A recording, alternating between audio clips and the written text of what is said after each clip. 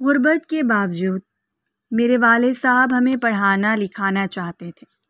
یہی وجہ تھی کہ میں گاؤں کے واحد اسکول میں تعلیم حاصل کر رہا تھا۔ مجھ سے چھوٹی میری تینوں بہنیں بھی اسکول جاتی تھیں، جبکہ میری بڑی بہن میٹرک کرنے کے بعد آج کل گھر میں اماں کا ہاتھ بٹاتی تھی۔ میں بھی آج کل میٹرک کے امتحانات دے رہا تھا۔ والد صاحب میری طرف سے بہت زیادہ پر امید تھے اور ان کا کہنا تھا کہ جب تم میٹرک کر لو گے تو پھر میں تمہیں شہر پڑھنے کے لیے بھیج دوں گا۔ اسی لیے میں نے میٹرک زور و شور سے محنت کر کے اچھے نمبروں سے پاس کر لیا۔ والد صاحب کے لیے وہ دن بہت فخر بھرا تھا اور انہوں نے مجھے شاباشی دی۔ پھر وہ مجھے شہر لے آئے۔ شہر میں ایک اچھے کالج میں میرا داخلہ ہو گیا۔ اب مسئلہ میری رہائش کا تھا، لیکن رہائش کا مسئلہ بھی یوں حل ہو گیا کیونکہ شہر میں میرے چچا اپنی فیملی کے ساتھ آباد تھے۔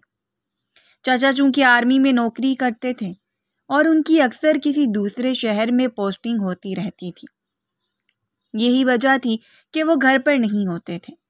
گھر پر صرف چچی اور چچا کا 7-8 سالہ بیٹا ہی ہوتے تھے۔ ابا نے میری رہائش کا مسئلہ اور چچی کے اکیلے پن کا مسئلہ ایک ساتھ حل کر دیا اور مجھے چاچو کے گھر پر چھوڑ دیا۔ حالانکہ میں یہاں پر رہنا نہیں چاہتا تھا، میں تو ہاسٹل کی زندگی کے مزے لینا چاہتا تھا، لیکن ابا کی خاطر میں مان گیا۔ اور ویسے بھی چچا یہاں پر نہیں تھے، یہاں بھی مجھ پر کون سا زیادہ روک ٹوک ہونی تھی، اسی لیے میں بھی یہاں پر خوشی خوشی آ کر رہنے لگا۔ چچی تقریباً 30 سے 32 سال کے خوبصورت اور جوان عورت تھی۔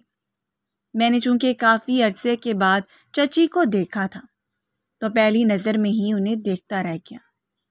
چچی کا رنگ دودھیا مائل تھا اور ان کی آنکھوں میں ایک عجیب سی چمک دکھائی دے رہی تھی۔ لمبے سنہرے گھنے بال ایک طرف کو ڈال رکھے تھے، ان کے ہونٹوں پر ہلکی سی مسکراہٹ تھی اور گلابی ہونٹ ہلکا سا کپکپا رہے تھے۔ میں چچی کو دیکھ کر اپنے دل میں عجیب سی کیفیت محسوس کر رہا تھا۔ ایک دم سے میں نے اپنی نظریں جھکا لیں اور پھر چچی کا لایا ہوا مشروب پینے لگا۔ چچی نے بھی میرے یہاں آنے پر خوشی کا اظہار کیا اور میرے ابا سے کہنے لگی، ارے بھائی صاحب، آپ نے بہت اچھا کیا جو کاشف کو یہاں پر چھوڑ رہے ہیں۔ مجھے تو بہت خوشی ہوگی اور میرا اکیلا پن بھی دور ہو جائے گا۔ چچی کے اس طرح کہنے پر میں نے ایک دم چونک کر ان کے چہرے کی طرف دیکھا۔ اسی لمحے چچی نے بھی میری طرف دیکھا تو ہماری نظریں ملی۔ میں گھبرا گیا اور ایک دم دوبارہ اپنی نگاہیں جھکا لیں۔ گاؤں میں کبھی اتنی خوبصورت لڑکی دیکھی نہیں تھی اور نہ ہی کبھی اتنے غور سے کسی کو دیکھا تھا۔ پہلی بار اس طرح کسی عورت کو اتنے قریب سے دیکھا تو دل میں عجیب سی کیفیت بیدار ہو رہی تھی۔ ابا تو کچھ دیر بیٹھ کر چلے گئے، حالانکہ چچی نے بہت اصرار کیا کہ آپ رک جائیں، کل چلے جائیے گا۔ لیکن ابا کو گاؤں میں اماں اور بہنوں کی بھی فکر تھی۔ ابا نے مجھے پڑھائی کی تلقین کی اور دل لگا کر پڑھنے کے لیے کہا۔ میں ابا کی ساری نصیحتیں سر ہلا کر سنتا رہا۔ میں جانتا تھا کہ ابا نے مجھے بہت محنت سے یہاں تک پہنچایا ہے اور اب یہ میری ذمہ داری بنتی ہے کہ میں پڑھ لکھ کر کسی مقام پر پہنچ جاؤں اور ابا کی آنکھوں کے وہ خواب پورے کروں جو انہوں نے دیکھ رکھے ہیں۔ یہی وجہ تھی کہ میں چاچی کے گھر پر بھی رہنے کو رضامند ہو گیا۔ ابا کے جانے کے بعد چچی نے مجھے ایک دوسرا کمرہ دکھا دیا اور کہنے لگی، کاشف، یہ تمہارا کمرہ ہے، اسے اپنے حساب سے سیٹ کر لو۔ یہ کہہ کر چچی نے میرے کندھے پر اپنا ہاتھ رکھا۔ میں ایک دم گھبرا سا گیا اور مجھ سے نظر ہی نہیں اٹھائی گئی۔ چچی تو باہر چلی گئی، لیکن مجھے یوں لگ رہا تھا کہ میرے کندھے پر ابھی بھی کوئی دہکتا ہوا انگارہ پڑا ہوا ہے جو مجھے ایک عجیب سے احساس سے دوچار کر رہا تھا۔ مجھ سے تو اپنا کمرہ بھی سیٹ نہیں کیا گیا اور نہ ہی بیگ سے اپنے کپڑے نکال کر رکھے گئے۔ میں اسی طرح بستر پر لیٹ گیا اور چچی کے بارے میں سوچنے لگا۔ چچی کی شادی آج سے کوئی 10-11 سال پہلے ہوئی تھی۔ تب چچا گاؤں میں ہی رہتے تھے اور ایک معمولی سی نوکری کرتے تھے۔ چاچی کی شادی مجھے دھندلی سی یاد ہے۔ میں اس وقت چھوٹا سا تھا اور چچی کو جب بنا سنورا ہوا دیکھا تو مجھے وہ بہت اچھی لگی۔ میری زندگی کی وہ پہلی دلہن تھی جسے میں نے اتنے قریب سے دیکھا تھا، اور پھر بار بار انہیں دیکھنا مجھے اچھا لگتا تھا۔ میں بہانے سے چچی کے کمرے میں چلا جاتا تھا، ان کی گود میں بیٹھ جاتا اور ان کے کپڑے اور جیولری دیکھتا رہتا اور ان کی چوڑیوں کے ساتھ کھیلتا رہتا۔ مجھے وہ بہت اچھی لگتی۔ جب ہلکا سا مسکرا کر میری طرف دیکھتی تو میں بے اختیار شرما سا جاتا تھا۔ چچی کو چپ کے دیکھنا مجھے بہت اچھا لگتا تھا، اور پھر جب چچا اپنے کام کے سلسلے میں شہر منتقل ہو گئے تو میں کتنے ہی دن گھر میں اداس پھرتا رہتا۔ مجھے چچی کی یاد بہت ستاتی تھی۔ چچی کے ساتھ گزرا ہوا وقت مجھے یاد آتا جب وہ ہلکے سے میرے گال پر ہاتھ رکھ کر محبت سے مسکراتی تو مجھے اچھا لگتا تھا۔ لیکن اب چچی یہاں پر نہیں رہتی تھی اور میں ان کی اداسی میں ان کے کمرے میں چلا جاتا اور کئی گھنٹے وہیں پر بیٹھا رہتا۔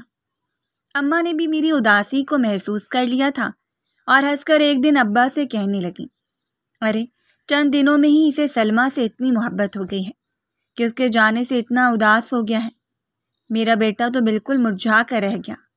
تو ابا بھی مسکرا کر کہنے لگے، ارے ہاں، وہ سلمیٰ ہے بھی تو بہت محبت کرنے والی پیاری بچی۔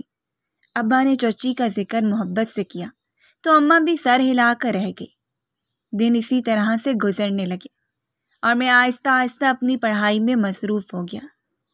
چچی کے ساتھ اب بس کبھی کبھار عید تہوار پر ہی ملنا ملانا رہ گیا تھا، لیکن اب تو 3-4 سالوں سے وہ بھی ممکن نہیں ہو پایا تھا، کیونکہ چچا اپنی نوکری کے سلسلے میں کسی دوسرے شہر میں مقیم تھے، اور چونکہ ان کی نوکری آرمی میں تھی اسی وجہ سے انہیں بہت کم چھٹی ملتی تھی، بہت کم گھر پر آتے تھے اور چچی اکیلے کہیں نکلتی نہیں تھی۔ ان کا یہی کہنا تھا کہ مجھے ڈر لگتا ہے، اسی لیے میں اکیلی سفر نہیں کر سکتی۔ یہی وجہ تھی کہ چچی کے ساتھ ملنا ملانا کم رہ گیا۔ اب جب میں نے میٹرک کا امتحان پاس کر لیا تو ابا نے مجھے کالج داخل کروانے کے بعد چچی کے پاس ٹھہرا دیا، کیونکہ انہیں یہی بہتر لگا تھا۔ اس طرح چچی کی تنہائی بھی دور ہو جاتی اور میرا ہاسٹل کا بھی مسئلہ حل ہو جاتا۔ نہ جانے میں چچی کے بارے میں سوچتے ہوئے کب سو گیا، اور ایک نامعلوم سے احساس کے ساتھ جب میری آنکھ کھلی تو میں گھبرا کر اٹھ بیٹھا۔ چچی کا ہاتھ میرے بالوں میں تھا اور وہ محبت سے مجھے اٹھا رہی تھی۔ اسی احساس سے میری آنکھ کھلی تو مجھے اس طرح حواس باغتا اٹھتا دیکھ کر چچی کہنے لگی، ارے تم تو ڈر گئے، میں تمہیں ہی اٹھا رہی تھی کہ اٹھ کر کھانا کھا لو تو دوبارہ سو جانا، اس طرح بھوکے پیٹ سونا اچھی بات نہیں ہے، میں نے کھانا تیار کر دیا ہے۔ چچی کے محبت سے کہنے پر میں نے آہستہ آہستہ سر ہلا دیا۔ میرا سر نیچے کی طرف جھکا ہوا تھا اور میں چچی کی طرف دیکھنے سے گریز کر رہا تھا، جو اس وقت بنا دوپٹے میرے سامنے کھڑی تھی اور مجھے بے اختیار شرم سی محسوس ہو رہی تھی۔ میں فوراً اٹھ کر باتھ روم میں فریش ہو کر باہر چلا آیا۔ چچی اور ان کا بیٹا دسترخوان پر بیٹھے ہوئے تھے اور میرے ہی منتظر تھے۔ میں دسترخوان پر بیٹھا تو چچی نے ایک دم بریانی کی ڈش میری طرف بڑھائی اور کہنے لگے، کاشف، میں نے تمہارے لیے بریانی بنائی ہے، مجھے معلوم ہے کہ تمہیں بہت پسند تھی اور تم بہت شوق سے کھاتے تھے، کیا اب بھی تمہیں پسند ہے؟ چچی نے یہ کہتے ہوئے بے ساختہ مجھ سے پوچھا تو میں نے ہلکی آواز میں کہا، جی چچی، اب بھی مجھے بہت پسند ہے، آپ کا شکریہ۔ یہ کہہ کر میں نے اپنی پلیٹ میں تھوڑے سے چاول نکال لیے، لیکن سچ تو یہ تھا کہ اس وقت میں چچی کے سامنے بہت زیادہ کنفیوز ہو رہا تھا۔ نہ جانے کیا بات تھی، میں چچی سے اتنا جھجک کیوں رہا تھا، حالانکہ یہ وہی چچی تھی جن کے ساتھ میں بچپن میں اتنا فرینک ہوتا تھا کہ ان کے ساتھ کئی گھنٹے باتیں کرتا رہتا، ان کی گود میں چڑھ کر بیٹھ جاتا، ان کے ساتھ مختلف گیمز کھیلتا۔ لیکن اب مجھے ان کے سامنے بیٹھنا بھی بہت عجیب سا لگ رہا تھا اور میں اپنے آپ میں ہی شرمسار سا ہوتا جا رہا تھا۔ ہم نے خاموشی سے کھانا کھایا تو چچی برتن سمیٹنے لگی اور پھر اچانک پوچھنے لگی، کیا تم اب بھی رات کے کھانے کے بعد چائے پیتے ہو؟ چچی کے پوچھنے پر میں نے بے ساختہ چونک کر ان کی طرف دیکھا۔ مجھے خوشگوار سی حیرت ہوئی تھی کہ چچی کو اب تک میری عادتیں پسند تھیں۔ میری پسند ناپسند کے بارے میں پتہ تھا۔ میں نے مسکراتے ہوئے پورے اعتماد سے چچی کو جواب دیا، جی چچی، میں ابھی رات کو چائے پیتا ہوں، آپ کو تو میری سب باتیں یاد ہیں۔ چچی کے انداز نے مجھے اعتماد بخش دیا تھا۔ اس وقت میں خود میں بڑا اچھا محسوس کر رہا تھا۔ چچی مسکرا کر بولی، ہاں کاشف، مجھے سب کچھ یاد ہے، کیونکہ اس گھر میں آنے کے بعد تم پہلے فرد تھے جس کے ساتھ میری دوستی ہوئی تھی۔ چچی نے یہ کہہ کر برتن کچن میں لے جا کر رکھے اور چائے کا پانی چڑھا کر آ گئی۔ اتنی دیر میں چچی کے بیٹے کے ساتھ میں کھیلنے لگا۔ وہ ابھی میرے ساتھ تھوڑا جھجک رہا تھا، لیکن آہستہ آہستہ کر کے اس کی جھجک دور ہو گئی۔ اتنی دیر میں چچی چائے بنا کر لے آئیں اور ہم دونوں نے ادھر ادھر کی باتیں کرتے ہوئے چائے پی۔ آج کا دن میرا بہت خوشگوار رہا تھا۔ چائے پینے کے بعد میں اپنے کمرے میں چلا آیا اور آج کے دن کے بارے میں سوچنے لگا۔ آج کا دن میرا بہت اچھا اور خوشگوار تھا۔ برسوں بعد چچی کو دیکھ کر میں بہت خوش تھا اور مجھے اندازہ ہو گیا تھا کہ اب میرے آئندہ آنے والے دن بہت اچھے گزرنے والے ہیں۔ اب صبح مجھے کالج جانا تھا اور میں نے کالج کی تیاری کی اور سونے کے لیے لیٹ گیا، لیکن ابھی نیند آنکھوں سے کوسوں دور تھی، کیونکہ آج میں دن میں سو چکا تھا اور اب نیند مشکل سے ہی آنی تھی۔ صبح میں وقت مقررہ پر کالج جانے کے لیے بالکل تیار تھا۔ جیسے ہی باہر نکلا تو چچی نے بڑے خوشگوار سے انداز میں مجھے مخاطب کیا اور کہنے لگی، کاشف، آؤ مل کر ناشتہ کرتے ہیں۔ میں فوراً چچی کو سلام کرتا ہوا دسترخوان پر آ کر بیٹھ گیا۔ چچی نے پراٹھے کے ساتھ آملیٹ بنا رکھا تھا۔ میں نے ایک بار پھر سے چچی کو چونک کر دیکھا تو وہ مسکرا دی اور کہنے لگی، مجھے پتا ہے کہ تمہیں پراٹھے کے ساتھ آملیٹ پسند ہے۔ میں بے ساختہ ہنستے ہوئے ناشتہ کرنے لگا اور چچی کے ساتھ خوشگوار ماحول میں ادھر ادھر کی باتیں کرنے کے بعد کالج کے لیے نکل کھڑا ہوا۔ آج دن کا آغاز بڑے اچھے انداز میں ہوا تھا، تو مجھے کالج آ کر بھی بہت اچھا لگ رہا تھا۔ گاؤں کے ایک چھوٹے سے سکول سے نکل کر شہر کے ایک بڑے سے کالج میں آنا میرے لیے ایک بہت بڑی اچیومنٹ تھی، اور میں اس وقت خود کو بہت خوش قسمت سمجھ رہا تھا کہ میں اپنے ماں باپ کے خواب کو پورا کرنے کی طرف قدم بڑھا چکا ہوں۔ کالج میں پہلا دن تو تعارفی مراحل میں ہی تھا، لیکن آج چونکہ گرمی بہت تھی اس لیے دوپہر تک میں کافی نڈھال ہو گیا تھا۔ حالانکہ ہمارے گاؤں میں بھی بہت گرمی ہوتی ہے، لیکن وہاں میری طبیعت کبھی ایسی نہیں ہوئی تھی۔ گھر پہنچا تو چچی نے میری حالت دیکھتے ہوئے فوراً فریج سے ٹھنڈا ٹھنڈا جوس نکالا، مجھے گلاس میں بھر کر دیا اور پیار سے میرے بالوں میں ہاتھ پھیرا اور کہنے لگی، ارے تم تو پہلے دن ہی گرمی سے گھبرا گئے، جبکہ میں نے جوس کا گلاس ایک ہی سانس میں چڑھایا اور چچی سے بولا، جی چچی، آج یہاں بہت گرمی تھی، گاؤں میں کبھی مجھے اس طرح محسوس نہیں ہوا، لیکن آج میں خود کو بہت نڈھال سا محسوس کر رہا ہوں۔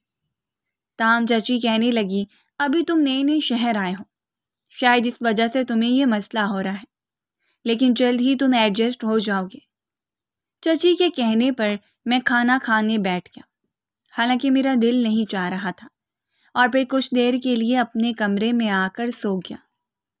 جب اٹھا تو خود کو قدرے فریش محسوس کر رہا تھا۔ چچی کے بیٹے کے ساتھ کھیلنے کے بعد ہم تینوں نے مل کر کھانا کھایا اور پھر چچی کل کی طرح ہی چائے بنا کر لے آئے۔ ہم دونوں نے مل کر چائے پی، ادھر ادھر کی باتیں کی۔ چچی نے بتایا کہ تمہارے چاچو بہت خوش ہیں کہ تم یہاں پر رہنے کے لیے آئے ہو، انہیں اب میری طرف سے بے فکری ہو گئی ہے۔ تبھی میں نے چچی سے کہا کہ آخر چاچو آپ کو اپنے ساتھ کیوں نہیں لے کر جاتے، حالانکہ فوج کی طرف سے انہیں گھر بھی ملا ہے۔ چچی اداسی سے مسکرائی اور کہنے لگی، ان کی تعیناتی ہر تھوڑے عرصے کے بعد بدل جاتی ہے، اس لیے میرے بیٹے کے سکول کا مسئلہ ہے، بار بار جگہ نہیں بدل سکتے، اسی لیے تمہارے چاچو نے ہمیں یہاں پر رکھا ہوا ہے۔ جب انہیں چھٹی ہوتی ہے تو وہ 2 دن کے لیے آ جاتے ہیں۔ چچی کی اداسی میں عجیب سی کسک تھی جسے میں نے محسوس کیا اور خاموش ہو گیا۔ اب ہمارے درمیان ایک معنی خیز سی خاموشی چھا گئی تھی۔ اپنی چائے ختم کرنے کے بعد چچی نے برتن اٹھائے اور کچن میں دھونے چلی گئی۔ میں اٹھ کر اپنے کمرے میں جانے لگا جب مجھے اپنے پیچھے چچی کی جھجکتی ہوئی آواز سنائی دی، کاشف بات سنو۔ میں فوراً مڑا اور بولا، جی چچی کہیے، کیا بات ہے؟ تو چچی کہنے لگی، اگر تم برا نہ مناؤ تو آج میرے کمرے میں سو جاؤ۔ چچی کی بات سن کر میرے تو پیروں تلے سے زمین نکل گئی۔ میں حیرانی سے اکا بکا انہیں دیکھنے لگا، لیکن پھر ایک گہرا سانس بھر کر بولا اور کہا، نہیں چچی، میں اپنے کمرے میں ہی ٹھیک ہوں، مجھے آپ کے کمرے میں نیند نہیں آئے گی۔ یہ کہہ کر میں تیزی سے اپنے کمرے کی طرف آ گیا، لیکن اس وقت مجھے بہت گھبراہٹ ہو رہی تھی اور میرا دل تیزی سے دھڑک رہا تھا۔ آخر چچی نے مجھے ایسا کیوں کہا؟ آخر چچی کا کیا مطلب تھا؟ میں اپنے آپ میں ہی الجھتا ہوا یہ سوچ رہا تھا۔ کیا مجھے چچی کے کمرے میں سونے کے لیے چلے جانا چاہیے تھا؟ اپنے آپ سے یہ سوال جواب کرتا ہوا میں عجیب سے احساسات کا شکار تھا۔ ساری رات میری اسی ادھیر میں گزر گئی۔ میں سمجھ نہیں پا رہا تھا کہ چچی نے مجھے اپنے کمرے میں سونے کے لیے کیوں بلوایا، اور پھر میں انہیں انکار کرنے کے بعد اتنا بے چین کیوں ہو گیا۔ صبح جب اٹھ کر میں کمرے سے باہر آیا تو چچی پہلے سے ہی صحن میں موجود تھی اور انہوں نے پھیکی سی مسکراہٹ سے مجھے دیکھ کر کہا، کاشف کیسے ہو؟ میں نے بے ساختہ ان کی طرف دیکھا تو ان کی سرخ آنکھیں دیکھ کر مجھے حیرانی ہوئی، یوں جیسے چچی ساری رات سو نہیں پائی ہوں۔ تبھی شرمندہ سے انداز میں نے کہا، چچی میں ٹھیک ہوں، آپ ٹھیک نہیں لگ رہی ہیں۔ میں نے چچی سے پوچھا تو وہ کہنے لگی، رات ساری نیند نہیں آئی، آنکھوں میں ہی کٹ گئی۔ چچی نے سادہ سے انداز میں کہا اور اٹھ کر کچن میں چلی گئی، جبکہ میں اپنی جگہ پر بے ساختہ شرمندہ ہو گیا۔